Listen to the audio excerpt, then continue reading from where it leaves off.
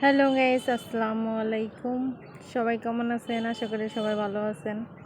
তো আপনাদের আমি দেখাইছিলাম ঈদের তৃতীয় দিন আমার গাছগুলো মরে যেতেছিল, পানি দিইনি।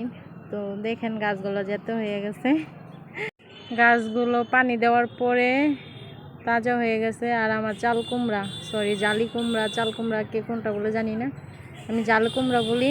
তো কি সুন্দর দেখেন, মাশাআল্লাহ বড় হয়ে যাইতেছে আর গাছগুলো তাজা হয়েছে। ছাদ বাগানে এখন তেমন কিছু নাই। তারপরে যে পুঁই শাক আছে, এই যে কুমড়া আছে, পুঁই শাক গাছ আছে, উশি গাছও আছে। আর দেখেন এটা হলো আপনার জুন মাসের আজকে মনে হয় 4 তারিখ না 3 তারিখ।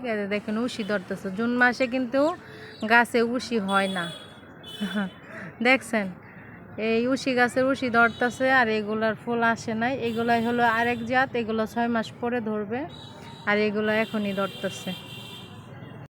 সবাই মাশাআল্লাহ বলবেন।